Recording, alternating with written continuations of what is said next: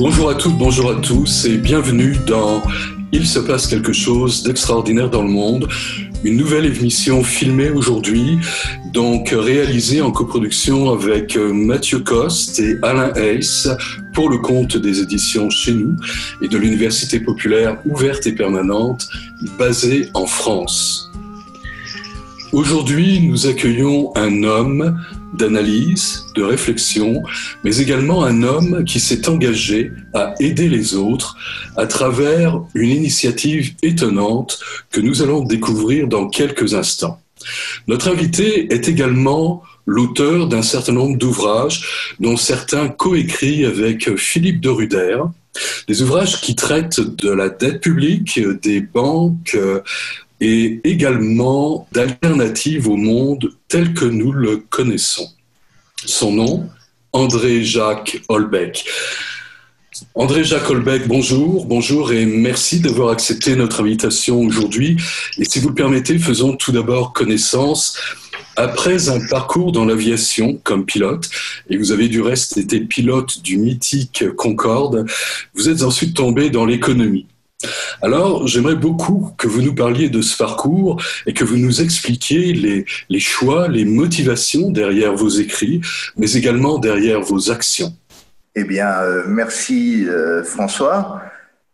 Effectivement, c'est un résumé de 75 ans de vie déjà. Effectivement, j'ai commencé ma vie dans l'aviation, toujours passionné par l'aviation. J'ai eu l'occasion de rentrer à Air France et, comme vous le disiez, de piloter le Concorde pendant 5 années à l'époque de cette machine. Mais parallèlement, je crois que je suis toujours resté intéressé par le monde extérieur, parce que en plus, dans l'avion, dans les avions d'une manière générale et les pilotes d'une manière générale, voient le monde d'un peu haut. Vers les années, vers les années 80, à la suite de la découverte d'un certain nombre d'auteurs, j'ai commencé à me poser la question sur l'avenir de l'humanité d'une manière générale. Où allait l'humanité ? Et petit à petit, au fil des années, ma réflexion est devenue très pessimiste. Parce que, par exemple, Meadows, dès les années 73, nous avait mis en garde contre les problèmes d'effondrement, contre les risques d'effondrement. Et on n'a pas du tout écouté Meadows. On a complètement abandonné les sages conseils qu'il essayait de nous donner en nous disant que si on ne faisait rien avant les années 90, en 2000, il serait trop tard. Et effectivement, il me semble, alors je suis plutôt du genre pessimiste maintenant, il me semble qu'il n'y a plus beaucoup de solutions. Nous n'allons pas nous sortir sans casse de la situation dans laquelle nous nous sommes mises, et en particulier, alors je sais que c'est pas très politiquement correct, et en particulier du fait de la surpopulation. Quand je suis né, on était 2,5 milliards, on est maintenant 7,5 milliards.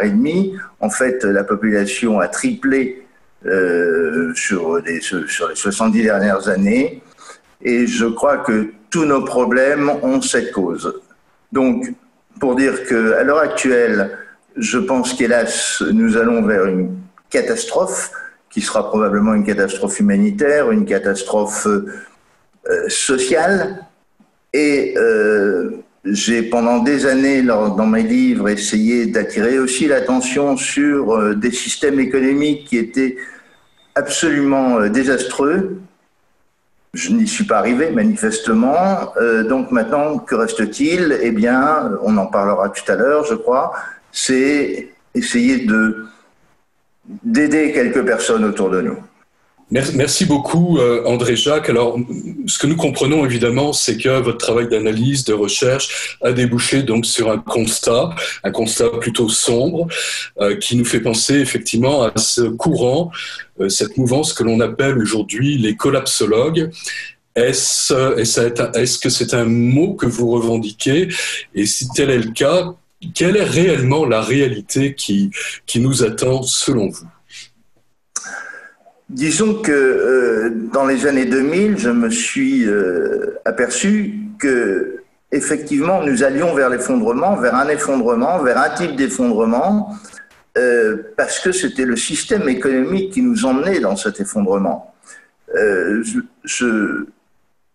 Une des causes donc de ces effondrements, de ce risque d'effondrement, qui sont j'ai à côté de moi ce livre qui est très très bien fait de Pablo Servigne, Comment tout peut s'effondrer. C'est un livre que j'ai lu avec beaucoup d'inquiétude en même temps que beaucoup de plaisir et qui rejoignait mes idées.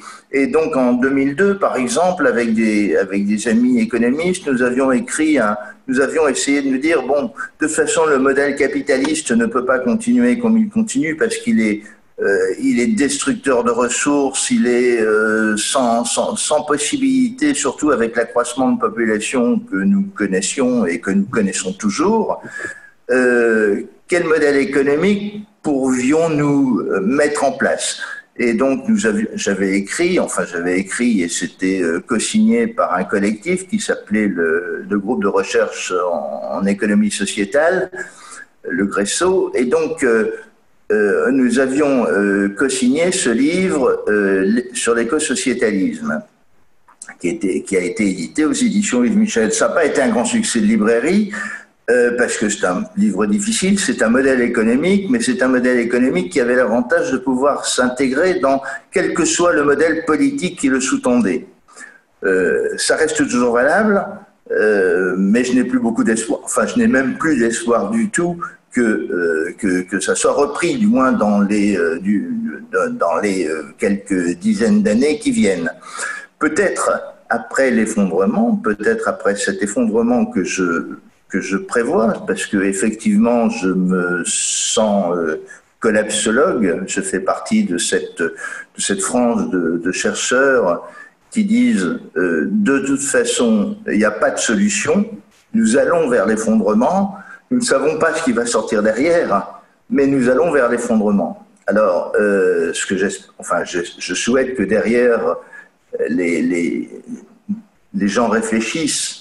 Après cet effondrement, les gens réfléchissent et se disent, bon, c'est peut-être pas la seule, il y a Dubois, par exemple, qui est très connu, qui avait proposé des modèles économiques, il y en a d'autres. Donc, ces modèles économiques qui ont été proposés, en fait, on avait l'avantage d'essayer de ne pas détruire la planète, d'organiser la société économique vers une conservation, allez, il faut soigner la planète. Et en fait, c'est pas du tout ce qu'on fait, bien évidemment. On est dans un système économique qui est avant tout un système de bénéfices et un système de grande société. Et je le disais tout à l'heure, je crois que le système a gagné. Les 0,1% ont gagné déjà. Ils se sortiront, si vous voulez, qu'ils gagnent, enfin, je veux dire, qu'il y ait effondrement ou pas, et il y aura un effondrement, ils vont encore augmenter leur puissance, peut-être vers une dictature, peut-être vers quelque chose dans ce style-là. Et malheureusement, on va être obligé de subir, enfin, ou du moins, moi peut-être un peu moins, parce que les années qui me restent sont un peu moins longues, mais il y a des enfants, des jeunes, etc., qui vont être obligés de subir et de s'adapter à cette nouvelle société. Et j'espère de réfléchir à une autre qui prendra la place, parce que l'histoire a toujours montré que rien n'était définitif. Et donc, j'espère que le passage, de cet effondrement sera le plus court possible et que derrière arrivera cette autre société que j'appelle de mes voeux, qui n'est pas obligatoirement d'ailleurs l'écosociétalisme, qui peut être quelque chose d'autre. Ce que j'aimerais beaucoup maintenant, c'est que vous nous parliez de cette belle aventure, je l'ai évoquée au tout début de l'émission, cette aventure que vous avez baptisée Humanum. c'est une réaction au constat que vous venez de poser sur non plus ce risque d'effondrement selon vous, mais face à cet effondrement, comment s'y préparer? Alors vous avez articulé, structuré ce projet et j'aimerais que vous nous en parliez maintenant. C'est une très belle initiative. Alors, bon, nous avons fait le constat que de toute façon, on ne pouvait pas sauver le monde. On voit que même ceux qui ont le pouvoir, même quand ils sont réunis autour de grandes idées, derrière ne peuvent rien faire. Donc, cet effondrement, qu'il soit un effondrement climatique, un effondrement financier, un effondrement monétaire, économique, dû à la pollution, dû à tout ce qu'on veut, se produira probablement. Il va y avoir, à mon sens, ne pouvant de toute façon sauver tout le monde par la puissance de mes idées ou par ma force politique que je n'ai pas, je me suis dit que tout ce que je pouvais faire, c'était essayer d'aider moi-même, mais aussi peut-être de proposer un système, un modèle qui pourrait être mis en place dans plusieurs pays, qui peut être mis en place dans plusieurs villes. C'est pas du tout centralisé. Nous avons proposé un modèle de mise en relation. En fait, l'idée fondamentale est là. Hein. C'est la mise en relation. Vous avez d'un côté les urbains, les gens qui vivent dans les villes, les citadins, qui, en cas d'effondrement, vont être dans des situations assez épouvantables parce que c'est difficile d'avoir de l'eau, c'est difficile d'avoir de l'énergie, c'est difficile d'avoir de l'alimentaire, des médicaments, de la santé, etc., etc. C'est ce que disent tous les collapsologues. D'un côté, donc, ces urbains, et de l'autre côté, nous avons à l'heure actuelle encore dans les campagnes des ruraux qui, eux, ont des capacités d'accueil, des possibilités. Donc, ce que nous essayons, c'est de mettre en relation ce que nous voulons essayer de faire, parce qu'attention, Humanum, ça a démarré réellement il y a, une semaine. C'est vraiment tout neuf. Le démarrage réel et le support Internet qui permet de faire ça, c'est humanum.org ou entraide-humanum.org. Donc l'idée, c'est de dire voilà, vous êtes rural, vous habitez à la campagne, dans des zones qui seront protégées, qui seront plus ou moins autonomes, qui seront, allez, je vais utiliser un terme que j'aime pas beaucoup, survivalistes, qui permettront le survivalisme au niveau de ces zones. Et bon, vous avez un peu le cœur sur la main, vous êtes prêt à promettre à des urbains que le jour où ça va partir en quenouille, comme on dit, ou le jour où ça va se dégrader, vous viendrez, vous les accueillerez. Alors, c'est un échange. On ne demande pas. Enfin, je veux dire qu'il peut y avoir des dons, bien sûr, mais c'est pas le but de l'idée. Enfin, l'idée, c'est de dire il y a un échange. Les urbains vont peut-être aménager, aider le rural qui a en général les moyens financiers des ruraux sont un peu plus faibles. Donc l'urbain va essayer d'aider le rural à aménager un lieu, à aménager un peu de capacité de production énergétique, de filtration d'eau, aménager une chambre, aménager une zone où il puisse mettre une caravane ou un camping-car ou même une tente à la limite. Et par contre, le rural qui sera sur place, qui peut stocker, va essayer de prévoir, si vous voulez, comment dire, parce que, alors, je ne l'ai pas expliqué, mais je veux dire que je pense que cet effondrement va être extrêmement brutal, rapide. Ça va aller très vite, parce que à mon sens, ça va se déclencher d'abord par la finance, la banque, la monnaie, etc. Donc ça va aller très vite. En quelques jours, l'effondrement aura lieu, le début de l'effondrement. Le temps que les États reprennent la main sur les États ou ce qu'il y aura à côté, c'est-à-dire les banques, les grandes multinationales et autres reprennent la main, il va se passer plusieurs semaines. Et c'est ces plusieurs semaines qui vont être extrêmement difficiles. Après, il y aura un système qui se mettra en place. À chacun, après, de s'adapter à ce nouveau système. on peut pas tout faire, on peut pas prévoir ce qui va se passer derrière. Personnellement, je pense que c'est une dictature qui va se mettre en place, une dictature de l'argent, une dictature des seuls qui vont pouvoir payer des armées ou des polices, etc. Ça va être justement ceux qui actuellement détiennent le pouvoir monétaire, et je pense aux banques, même si elles se sont effondrées avant. On l'a vu aux États-Unis, il y a eu 500 banques qui se sont effondrées après la crise de 2007, mais n'empêche que les banques n'ont jamais été aussi puissantes, que ce soit Goldman Sachs ou autres. Donc, je pense que c'est la même chose qui va se passer, mais en beaucoup plus violent. Il faut se souvenir qu'aux États-Unis, il y a eu des millions d'Américains qui ont été sur les routes parce qu'ils ne pouvaient pas payer leur retraite et les obligations qu'ils avaient envers les banques. Ça sera pareil. Et donc, c'est pour ça que on va essayer de mettre en place cette idée de réseau Humanum. Au début, on voulait faire un réseau d'entraide, disons un réseauté, vraiment, le terme est plus précis, mais avec le risque de toute façon des infiltrations futures et du manque d'anonymat. Tandis que là, ce seront des contrats, dans le cas d'Humanum, l'idée, ce sont des contrats donc entre le rural et l'urbain, mais ce sont des contrats entre deux personnes. Donc c'est beaucoup plus discret. Nous n'intervenons que pour proposer des petites annonces, les gens qui disent moi je suis un rural et je voudrais bien, je suis d'accord pour essayer d'accueillir un urbain là, en cas d'effondrement. Puis un urbain qui va dire moi j'ai un petit peu d'argent et je suis prêt à essayer de garantir moi, ma famille, mes enfants, etc. Comment on peut se mettre d'accord?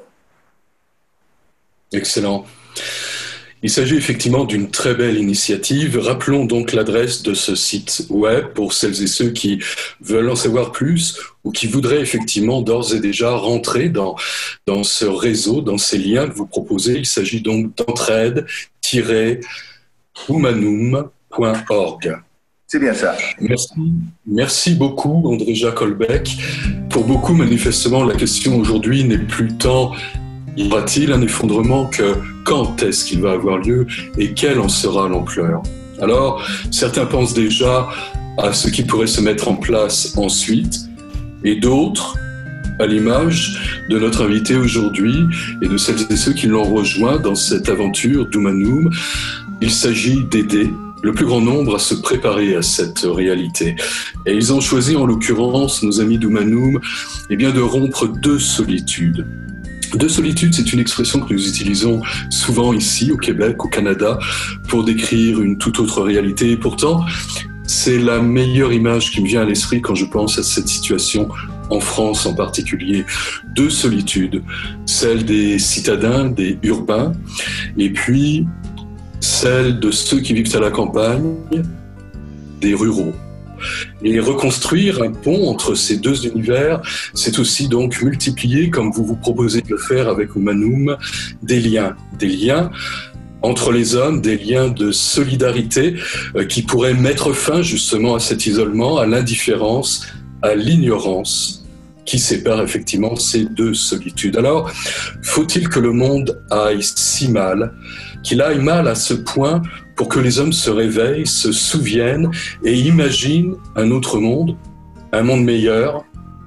Eh bien, c'est ce que nous allons découvrir bientôt. C'était François de Beaulieu pour Il se passe quelque chose d'extraordinaire dans le monde et je vous retrouverai avec plaisir la semaine prochaine. Bonne semaine à vous.